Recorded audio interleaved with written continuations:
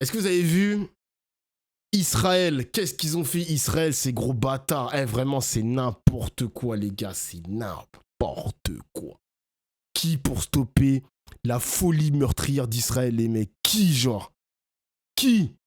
Non! Eh ben, on écoute BFM TV. Il garde évidemment un œil sur l'actualité internationale riche en ce moment. Le président de la République qui dénonce cette guerre, le plan d'occupation israélien.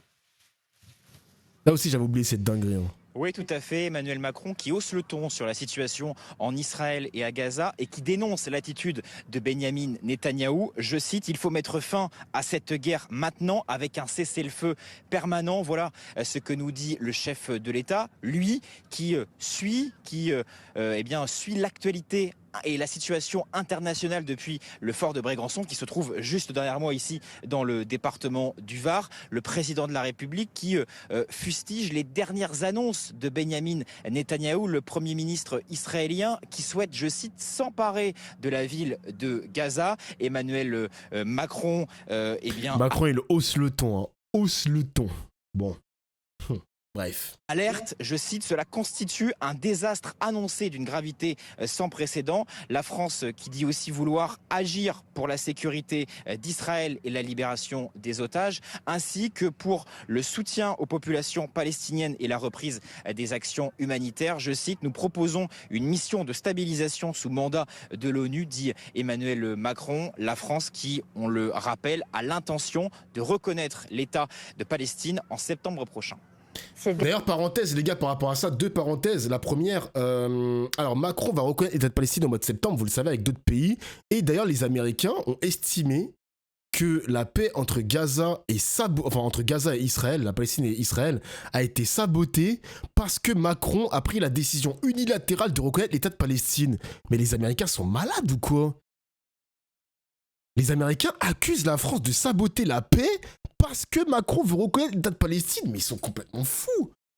Et je vous avais dit quoi, les gars, il y a 2-3 semaines, quand je vous disais que les Américains ils vont mettre un petit pressing sur les pays qui veulent reconnaître l'État de Palestine, comme le Canada par exemple. J'annonce d'office à faire machine arrière. Je pense pas, les mecs. Je pense que là, vas-y, le mois de juin, ça a foiré. Vas-y, le mois de juin, ça a foiré. Mais je pense sincèrement que Macron ne va plus faire marche arrière, les mecs. Je pense qu'on est sincèrement parti pour reconnaître l'État de Palestine. On parie? Tu veux qu'on parie quoi? Un sub? Non mais là je pense qu'à moins d'une catastrophe de fils de pute, à moins d'un truc de malade mental, les amis, je pense sincèrement qu'on est parti pour reconnaître l'État de Palestine. Parce que il a pris, en fait, là où il peut plus se dérober, c'est qu'il a parlé avec d'autres pays, il a donné l'impulsion avec d'autres pays pour reconnaître l'État de Palestine. La Grande-Bretagne, le Canada, l'Australie. Donc à un moment donné, là, Macron, il peut plus faire marche arrière, les mecs. Hein. Il peut plus faire marche arrière. Parce qu'au mois de juin, il allait le faire. Il allait prendre cette décision tout seul, en Arabie Saoudite. Ça a été cancel, ça a été annulé, voire reporté.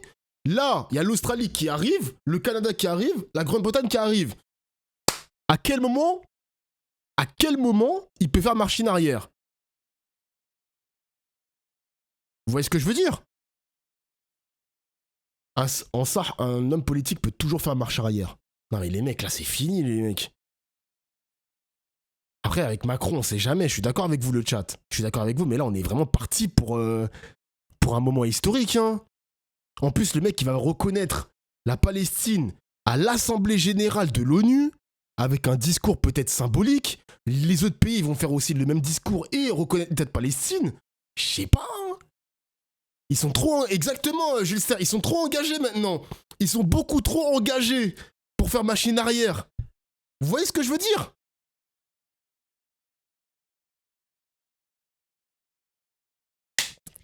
Après, je reconnais qu'il y a trop de pays qui veulent reconnaître cette fois-ci. Bah ouais, les mecs, il y a tout un arc qui se dessine là autour de cette reconnaissance. D'ailleurs, Macron qui appelle à une mission de l'ONU. J'avais accueilli l'année dernière Manuel Bompard sur mon stream.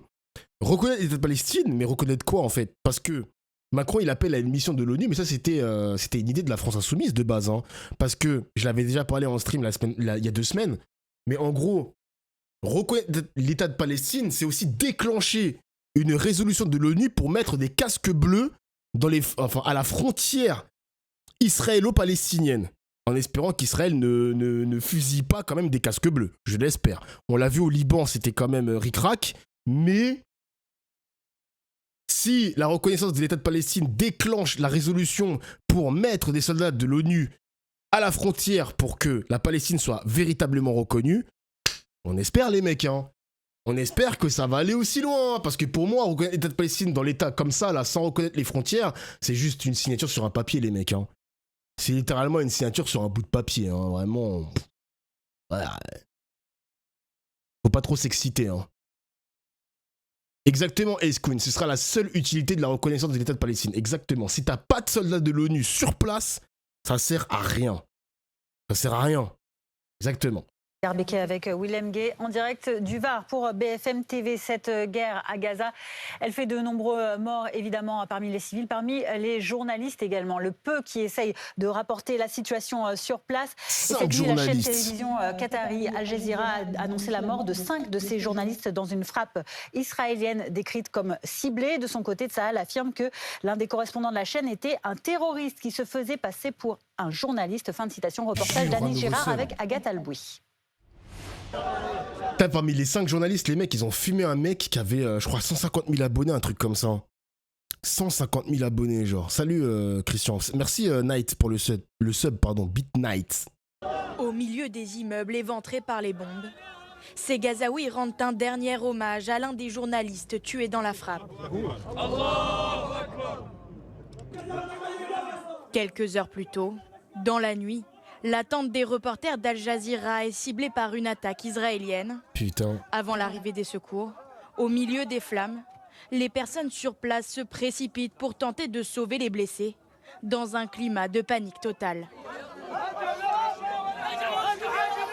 Parmi les victimes, Anas Al-Sharif, 28 ans, l'un des visages les plus connus. On s'en fout des abonnés. Non, mais quand je dis abonnés, les gars, c'est pour vous dire à quel point Israël, ils en ont rien à foutre, hein. Je sais que l'un des plus connus, il a, je crois, 10 millions d'abonnés, un truc comme ça. Mais je suis presque sûr et certain que Israël l'a classé comme terroriste aussi, hein. Je sais plus comment il s'appelle ce journaliste sur Instagram. Et parmi les 5 là, il y en a un qui est assez connu pour vous dire à quel point... En plus, ce qui me filme, c'est qu'il y a 2 semaines, Netanyahou avait dit qu'il allait ouvrir la bande de Gaza aux journalistes étrangers. Petit 1, c'est déjà un piège. Il assassine énormément de journalistes. Petit 2, on l'avait stream les mecs, hein. Mais le porte-parole de Tsahal, là, je sais plus comment il s'appelle, là, le Rafovitz, le machin chouette, la Rafovitz, il avait dit qu'on a les noms des journalistes qui propagent des fake news, blablabla, et on va s'occuper d'eux. Il avait menacé des journalistes en direct sur BFM TV. Rappelez-vous le chat, rappelez-vous. Et 1 semaine, 2 semaines après, 5 journalistes d'Al Jazeera tués à Gaza. C'est pas une folie ça quand même. Ils ont tué aussi un footballeur palestinien. Ouais les gars, j'ai vu, j'ai vu. J'ai vu aussi un footballeur connu en plus, hein. On l'appelait le Messi palestinien. Bon, j'espère il est vraiment aussi fort que Messi, mais c'était son surnom en tout cas. Des reporters de Gaza. Le Pelé, pardon, le Pelé palestinien, pardon. Il partageait de nombreux contenus sur le conflit. Ah ben lui, il avait 1 million d'abonnés. 1 million d'abonnés, les mecs. Au petit matin, les habitants découvrent ce qu'il reste du campement des journalistes. Sur place, leurs confrères dénoncent une attaque délibérée.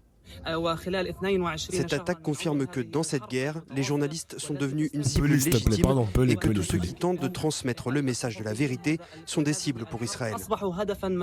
À la télévision, photo à la main, les journalistes de la rédaction d'Al Jazeera, basée au Qatar, saluent la mémoire de leurs collègues morts dans la nuit. Nous sommes ici aujourd'hui pour exprimer notre reconnaissance et notre loyauté envers nos collègues martyrs et pour confirmer notre détermination à rester professionnels et à poursuivre sur cette voie. De son côté, Tsahal affirme qu'Al-Sharif était un agent infiltré du Hamas et qu'il représentait une menace. L'organisation Reporters sans frontières, elle, dénonce l'assassinat revendiqué d'un journaliste à Gaza par l'armée israélienne. Aïe, aïe, aïe, je sais pas quoi dire les mecs. D'ailleurs, j'en ai fait un tweet, hein. J'avais dit qu'il y a tellement de conventions de l'ONU, des conventions d'articles qui protègent les journalistes, les amis, en temps de guerre, hein. Je parle vraiment en temps de guerre. Mais sachez que hier soir, Israël en a littéralement rien à foutre. Voilà. Israël en a rien à foutre. et vient de décimer toute une équipe de journalistes. Les gars, faut se rendre compte de la folie, les mecs. Hein. Il n'y a jamais eu autant de journalistes tués qu'actuellement, là. C'est plus que la Première Guerre mondiale, la Deuxième Guerre mondiale et je crois la guerre de Corée réunie. Tout ça réuni, les mecs. Hein. Tout ça réuni. Mais bon, on va encore nous dire soutien inconditionnel, blablabla, je sais pas quoi. Vas-y, frère. Qu'est-ce que vous voulez que je vous dise, les mecs? Qu'est-ce que vous voulez que je vous dise? Enfin bref. Je sais pas si